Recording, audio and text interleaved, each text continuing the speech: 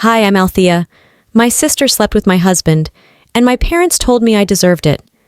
They said I was always too cold, too independent, too hard to love. But while they were toasting new beginnings, I was being erased, cut from invitations, stripped from house deeds, called a placeholder in my own marriage. They took everything. But what if I told you the worst part wasn't the betrayal itself, but how long they planned it, and how quietly they smiled while doing it? Would you have seen it coming? I used to think weddings were about love, the kind of love that made people travel across states, take time off work, and toast to two souls building a life together. But on my wedding day, I stood in the middle of a ballroom in Charlotte, North Carolina, realizing that love had very little to do with what was happening around me. It was a perfect spring afternoon, the kind that looks made for Instagram. The venue was dressed in white and soft peach, the tables neatly arranged with custom name cards, hydrangeas in mason jars, and string lights that twinkled before the sun even set. And in the center of it all, like she was the bride herself, stood Callista, my sister. She worked that room like she owned it. Everyone gravitated toward her.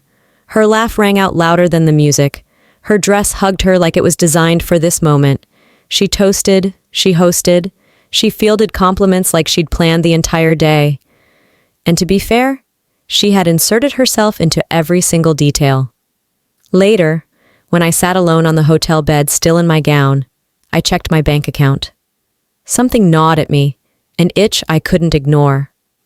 A week before the wedding, I'd moved money into a savings account I rarely touched.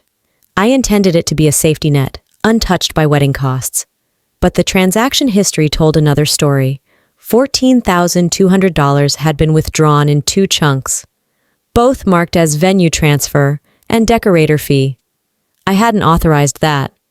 At brunch the next morning, my cousin Christy leaned over and said, "That was so generous of Callista to pay for the wedding. She must really love you." My fork stopped midair. "She paid?" I asked, voice flat. Christy smiled. "Yeah, your mom said she took care of the big stuff, said you were struggling with expenses." That word, struggling, slapped me. I worked full-time. I never once asked for help. And yet, here was a version of events that painted me as dependent, weak, undeserving. Back at my parents' house that evening, I brought it up. "Mom, did Callista take credit for paying for the wedding?" Marlis looked up from her puzzle book. "Honey," she stepped up, "you know you're not good with money, and she didn't want you to feel embarrassed in front of Jorian's family." Eldon, my father, didn't even look up from the TV. "It's all in the family," Mom added. "Don't make it a thing."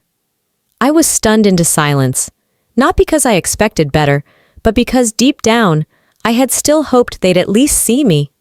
Later that night, I tried to talk to Jorian about it. He sat across from me, flipping through emails on his phone. I told him about the bank withdrawals, what my mom had said, how Christy believed Callista had paid for our wedding. He didn't even flinch, just said, "Maybe if you were more like Callista, I'd be more understanding about all this." It was a quiet, cruel thing to say, and it sank in slow, like ice seeping into bone. I didn't cry, not in front of him. I waited until he went upstairs. Then I opened a blank journal and wrote down everything, the dates, the transactions, the comments, the silence. Maybe it was petty, or maybe it was survival. Either way, it made me feel a little less powerless. The next few days, I noticed things that didn't click before. How my mother only posted photos of Callista during the wedding toast. How Jorian laughed harder at her jokes than mine. How I felt like an extra in my own story. I told myself I was being dramatic, that families were complicated, that I should be grateful for what I had. But I wasn't grateful. I was tired of explaining, tired of giving the benefit of the doubt. That Friday, Jorian left for what he called a networking dinner. He didn't say with who, didn't check if I needed anything, just grabbed his blazer and keys and left. Linked to next chapter, Jorian leaves for a networking dinner, the first of many unexplained absences. He didn't know I wasn't invited. He assumed I was because who wouldn't invite their own sister? I didn't answer Jorian right away. He was brushing his teeth, already dressed for bed, tossing the invite onto my nightstand like it was a grocery coupon. His voice was casual, like it didn't matter. But it did. Everything about that envelope did. Earlier that day, I came home from work and found it tucked in the stack of mail. White, heavy, with a gold trim that Callista would definitely call timelessly tasteful. I actually smiled. For a second, I let myself believe it was her way of reaching out. A gesture, maybe. A chance to talk, to be sisters again. The envelope was addressed to Nomi and family. Odd, but I didn't overthink it. Until I opened it. Inside, an invitation to a private family celebration this Saturday. New address, new tone, new everything, but no mention of me. I flipped the envelope back over. My name had been written in the top corner.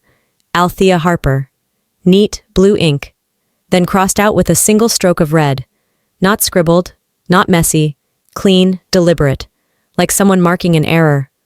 Like I had been corrected. I stood in the kitchen for a long time, just holding it. At first, I thought maybe it was a mistake. Maybe she reused an old envelope. Maybe it was a joke, though Callista's never been great at humor that didn't involve herself as the punchline. That night, after Jorian went to bed, I drove to my parents' house. The lights were still on. Marlis was in the sunroom, flipping through a magazine, her glasses halfway down her nose. "Mom," I said, holding up the envelope. "Was this supposed to come to me?" She looked up, then back down at her page. "Oh, that. Well, Callista had to cut the guest list. It's her party. She wanted it intimate." She crossed my name out. Well, she probably didn't want it to be awkward. After everything. Awkward for who? "She's trying to move on, Althea. You should too." I waited for Dad to say something, anything, but he just kept staring at the TV like the remote was glued to his hand. He didn't even glance in my direction. The ride home felt longer than it was. Not because of traffic, but because something inside me had shifted. There's a difference between being excluded and being erased. I wasn't just out of the room, I was out of the story. The next morning I remembered something that hit harder than I expected. When we were kids, Callista and I auditioned for a school play. She got the lead role. I was a tree, not even a talking tree, just a prop. Mom said, "That's okay, baby. Some people are meant to support." Back then, I clung to those words like they meant I was special in a quieter way. But now, as an adult, I realized they were just a gentle way of saying, "Don't expect much." Later that week, I ran into Marlis at the grocery store. I stayed one aisle over, just far enough to not be seen. She was talking to a woman from church, someone I didn't recognize.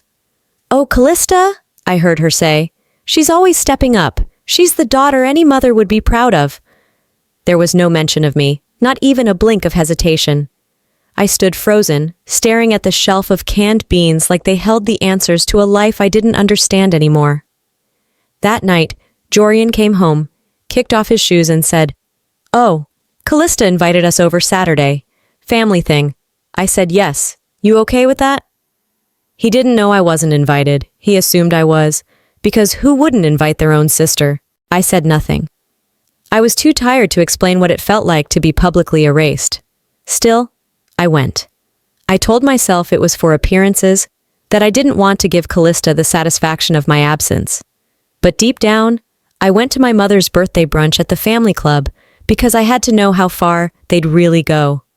How much of my reality they'd rewrite before someone, anyone, looked around and said, "Wait, that's not right." The clubhouse was done up in muted tones and white roses, like a second wedding Callista was unofficially starring in. She wore a fitted white sheath dress that shimmered in the light, hair swept up like it took a full glam squad to sculpt. Every move she made was calculated for admiration. She even handed the DJ a playlist. Jorian showed up halfway through. He didn't even look at me, not once. But Callista?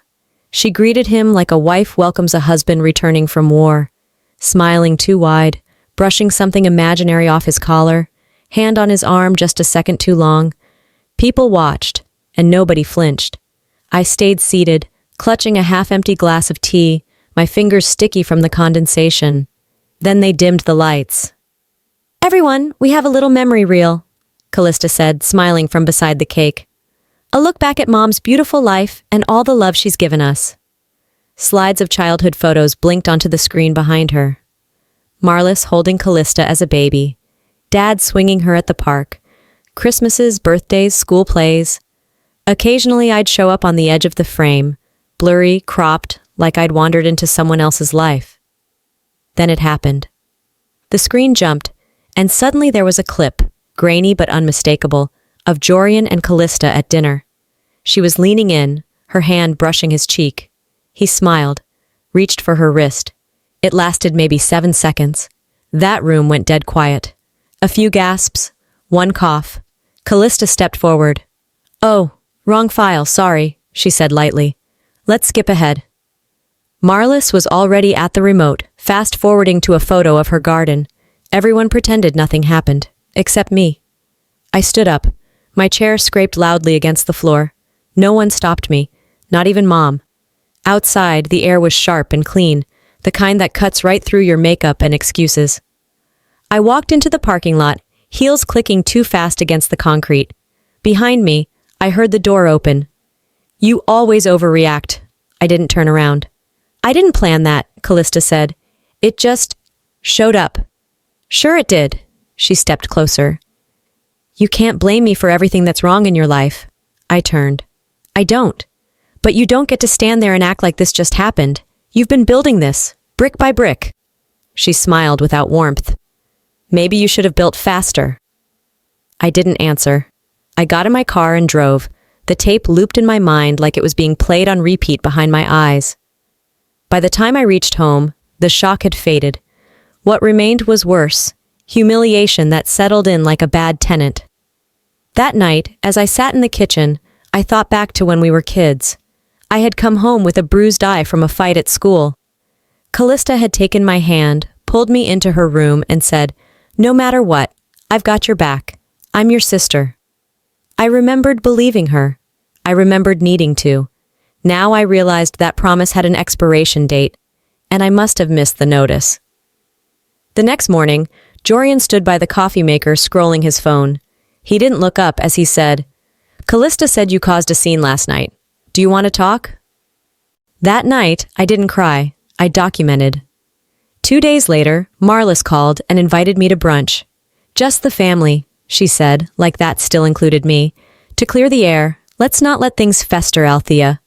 I stared at the phone long after we hung up. If I declined, they'd say I was bitter. If I went, I'd be humiliated. Again. But something told me I needed to be there.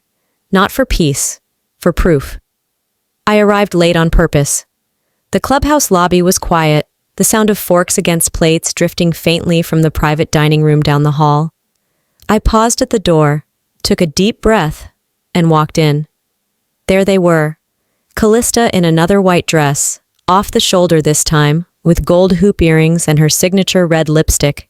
She stood near the head of the table, laughing with Jorian like it was their anniversary dinner. Marlis beamed beside them. Eldon sat stone-faced, sipping orange juice. No one acknowledged me right away, not until I pulled out a chair at the far end. Then Marlis raised her voice slightly. "Now that we're all here," she said, standing, glass raised, "Callista has something she'd like to share." Callista didn't hesitate. She placed her hand on Jorian's shoulder. "We're together," she said. "Jorian and I. It's time we stopped pretending otherwise." The room was silent. No one gasped. No one objected. Marlis lifted her glass. "To new beginnings," and Eldon nodded. Didn't even glance at me. I didn't scream. I didn't flip a chair. I didn't even blink. Instead, I smiled, the weak kind that doesn't quite reach the eyes. "Excuse me," I said softly, rising. I walked to the restroom at the back of the hall, locked the stall, and sat on the closed lid of the toilet. It wasn't the announcement that gutted me. I'd known. Anyone with eyes and half a brain could see it building. It was the way they framed it. As if I'd been the barrier. As if their new beginning had to start with my end. In that stall, I didn't cry either. I just sat there, waiting for the spinning in my chest to settle. When I got home that evening, I poured a glass of wine I didn't drink, opened my laptop, and scrolled through my messages. That's when I saw it. Rena had accidentally forwarded a screenshot from a group chat, a conversation between Callista and her friends. It was a photo of me at the wedding, blurry from behind with the caption, "She won't do anything, she never does." 7 words. They hit harder than anything that had come before because they were right. I hadn't done anything. I let them erase me, let them paint me as the weak one. But something shifted. I created a folder on my desktop, named it Documentation. I opened my bank accounts, traced back every transfer, downloaded PDFs. I reviewed our joint savings, noticed withdrawals I never approved. Jorian had removed thousands in January. I wrote it down. I backed up texts, screenshots, emails, everything. This wasn't about revenge. This was about clarity, about having a voice when they finally tried to silence mine. I wasn't going to shout in the middle of a brunch. I wasn't going to beg for my parents' validation or Jorian's remorse, but I would prepare. The next time someone asked, "Why didn't you say anything?" I'd have an answer, on paper, time-stamped, and signed. One note read, "Shared savings account, initial deposit from Althea, removed by Jorian, January." That night, I boxed our wedding photos. Not for memory, for legal proof. Because next time they try to take something from me, I'll be ready. After dinner, I tucked Nomi into bed like I always did, brushing her curls behind her ears as she snuggled under the covers. She didn't ask for a story, which was unusual. Her voice came soft through the dark instead. "Mom, why does Dad smile more when he's with Aunt Callista?" My hand stilled. I didn't say anything right away, just leaned down and kissed her forehead. I wanted to tell her the truth, about betrayal, about masks, about how sometimes the people you think are safe can turn your world upside down. But she was 8, and still believed birthdays meant magic and adults told the truth, so I said nothing. The next morning, as we sat across from each other at the kitchen table, she spoke again while picking at her cereal. "Grandma said you never really supported Daddy's dreams. That's why he looked somewhere else." I looked up from my coffee, and our eyes met. She didn't say it with cruelty. She said it like she was trying to understand a puzzle someone else gave her the pieces to. In that moment, I realized something I wasn't ready for. Callista hadn't just gone after my husband. She was reaching for my daughter too. I didn't yell. I didn't defend myself. Instead, after I dropped Nomi off at school, I returned home and opened the same folder I had started 2 nights earlier. The one labeled Documentation. But this time, it wasn't just bank records or legal forms. This time, I started a second document. A journal. For Nomi, when she's ready. Each entry would be honest, not polished, not bitter, just the truth. So when she grew up and started asking questions, and she would, I'd have answers ready, not from my mouth, from the page. That afternoon, I texted 2 friends at work, both moms, asked if they had a minute, if they'd ever gone through anything like this.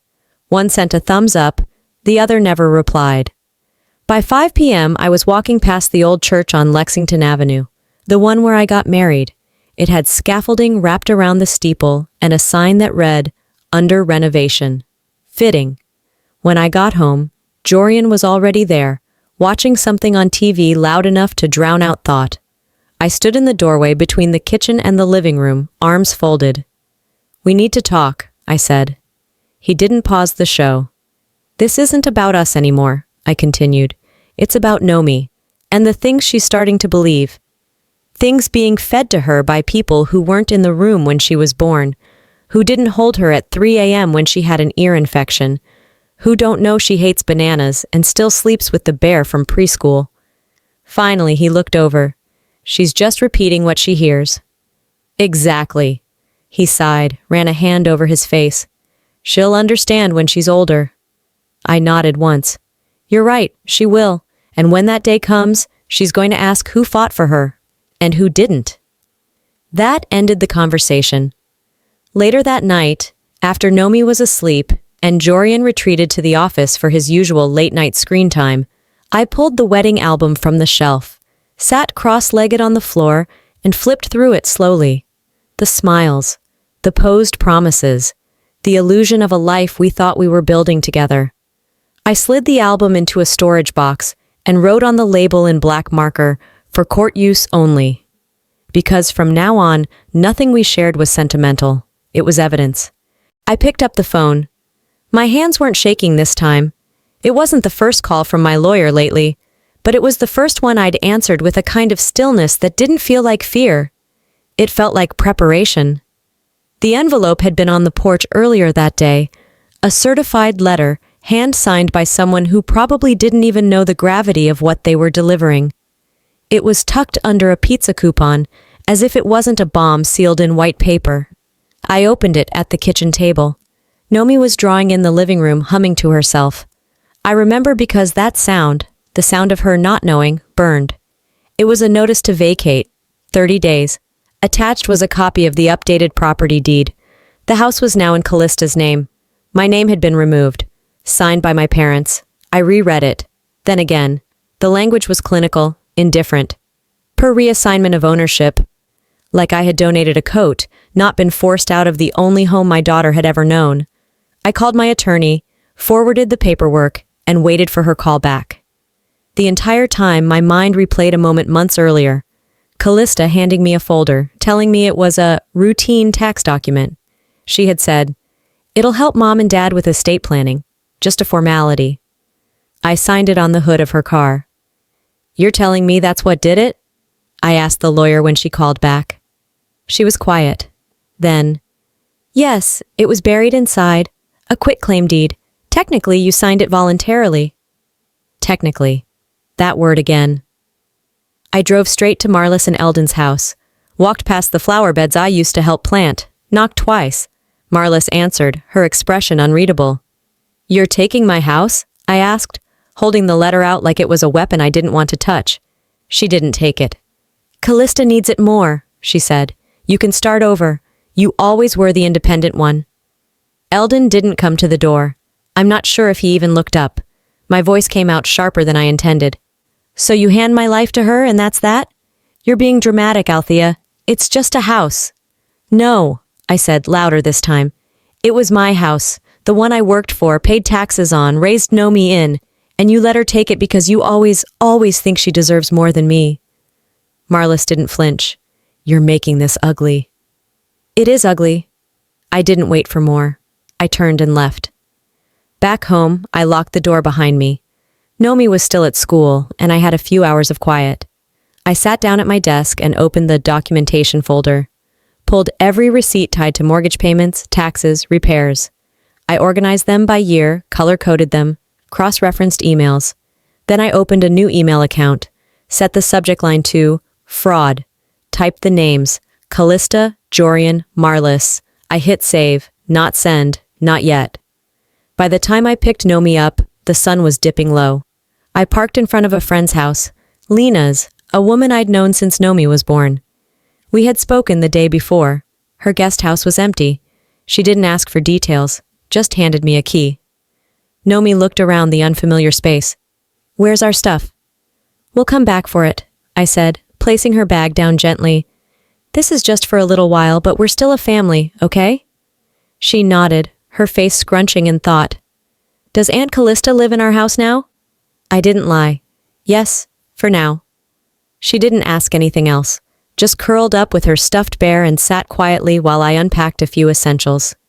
The phone buzzed after I'd finished brushing my teeth. My lawyer? One text. "We need to talk. Urgently." I didn't need to win them back. I only needed to win myself back. When my lawyer asked me to come in, her voice carried an urgency that didn't match her usual composed tone.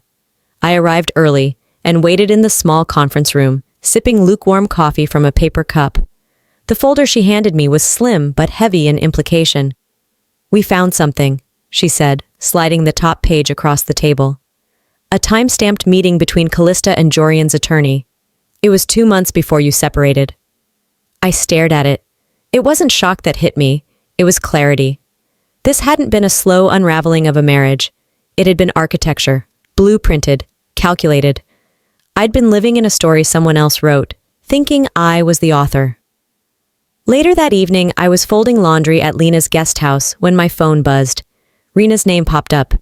"Check your voicemail." "I think this was meant for someone else, but you need to hear it." The audio was less than a minute, but it didn't need to be longer. Callista's voice, laughing. Althea was never wife material. She was a placeholder. I'm just claiming what's always been mine. I replayed it.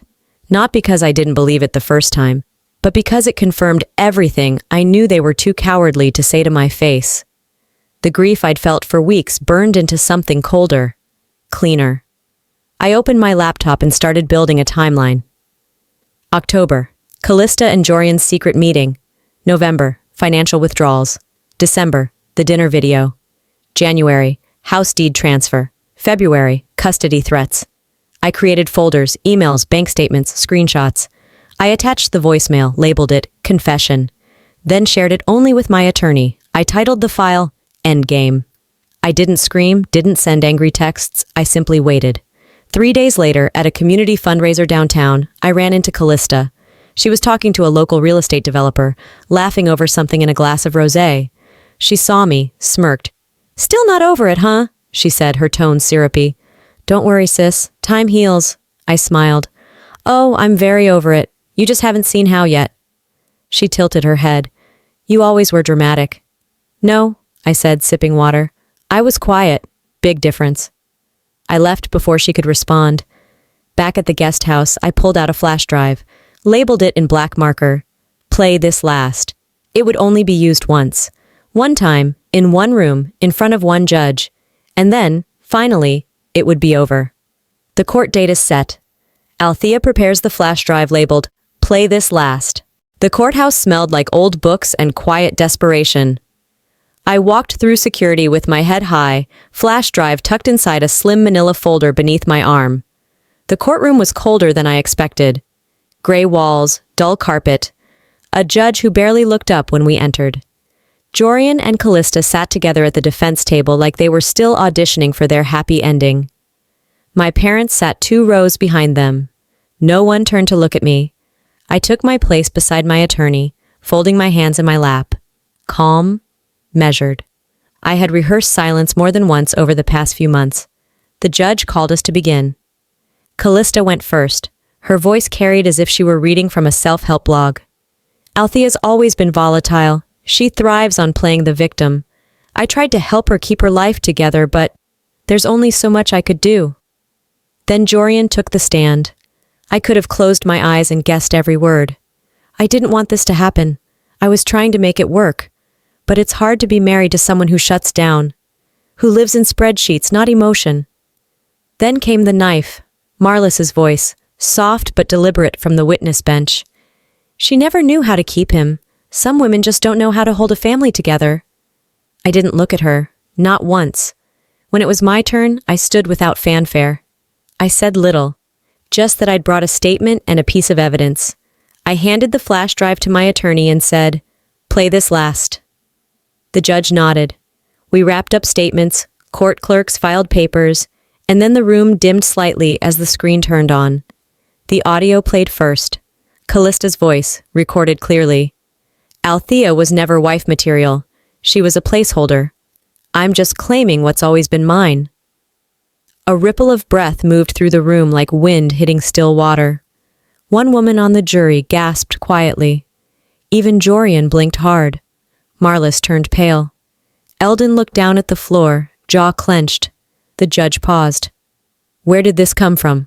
My attorney answered. "It was obtained through a friend of the family with knowledge of an open conversation shared publicly." The judge nodded again. "We'll break for 15 minutes to review and reconvene for summary judgment." I sat. I waited. I didn't shake.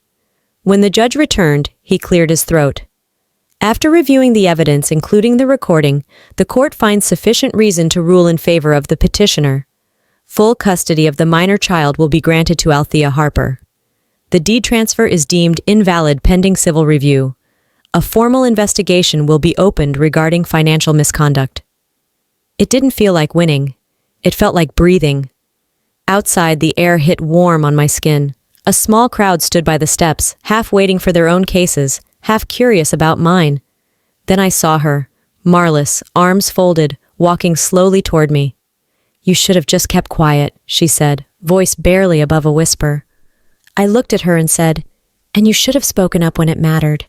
I looked at her and said, "And you should have spoken up when it mattered." Marlis didn't reply. She stood there a few seconds longer, then turned and walked away. I didn't watch her leave. Nomi and I returned home that afternoon, not Lena's guest house, not temporary, ours. The house still smelled faintly of lavender and stale air from being closed up. The rooms looked the same, but they didn't feel the same. They were finally ours, not just in name, but in peace. We unpacked slowly, one box at a time, no rush. It wasn't about filling space, it was about reclaiming it. Nomi hung up her drawings on the fridge, the same magnets I'd saved for years still strong. She put her stuffed bear on the windowsill, right where the morning light hit. I watched her, quietly grateful that she still had the energy to make new routines in a place that had once felt stolen. News traveled fast. By the end of the week, Callista had gone radio silent online. Her social media pages vanished. Her brand partnerships dropped her overnight. People whispered. A few texted me links with emojis and half-hearted wow comments. I didn't reply. Jorian left town. I heard from a coworker's sister's neighbor, one of those messy southern chains, that he'd moved to Atlanta. Trying to restart, she'd said. Working at a property firm nobody's heard of. Marlis and Eldon didn't call. Not once. I didn't chase them. Sometimes silence is louder than anything. A week later, I sat down and wrote a letter to Callista. Not to send, just to say it out loud somewhere that couldn't talk back. You were never supposed to be the villain in my story. I didn't want revenge. I wanted peace. You didn't give me either. I gave it to myself, and I'm finally okay with that. I folded it, placed it in the back of my journal, behind the documentation, behind the timeline. Tucked it there like a pressed flower you don't want to display, but can't bring yourself to throw away. A few months passed. Nomi asked if we could take a trip. Just us. I said yes. We drove down to Edisto Beach, a quiet spot in South Carolina where my dad used to take me as a kid. The sand felt soft the way memory sometimes does, like it's only half real. Nomi ran ahead, her bare feet kicking through shallow water. She drew hearts in the sand with a stick and looked up at me. We should come back here every year. I nodded, smiling, then cried when she wasn't looking. When we returned home, I started volunteering at a local legal clinic. I didn't announce it. No posts, no grand gestures. I just showed up and listened. Most of the women who walked in weren't looking for pity. They were looking for someone to say, "You're not crazy, and you're not alone." And I could say that now, with certainty. One afternoon, while sorting through intake forms, I thought of my old wedding album, still sealed in that same box. I hadn't opened it since the day I marked it for court. I didn't need to anymore. Because the thing about closure is, it doesn't always arrive as forgiveness. Sometimes it's a quiet walk on a beach, a child laughing again, an inbox without chaos, a room that's no longer haunted by someone else's name on the deed. I don't want them back. I don't even want them to understand. I just wanted to live. Sometimes the hardest battles aren't the loud ones. They're the quiet ones, fought in courtrooms, kitchens, and behind closed doors when no one is watching. If there's one thing I've learned, it's this. You don't need everyone to believe your story. You just need to live it with truth. If you've ever been overlooked, pushed aside, or made to feel like your worth was conditional, know this. Your value isn't up for a vote. You don't have to scream to be heard. You just have to stop letting them write your ending. What about you? Have you ever had to rebuild yourself after betrayal from the people closest to you? How did you find your peace? If this story spoke to you, drop a 1 in the comments, or tell me what state you're watching from. I'd love to know. And if it didn't, that's okay too. Let me know what didn't work for you. If you want more real stories like this, ones that dig deep, hurt a little, and heal a lot, make sure to subscribe to the channel so you don't miss what's next. Thanks for spending this time with me.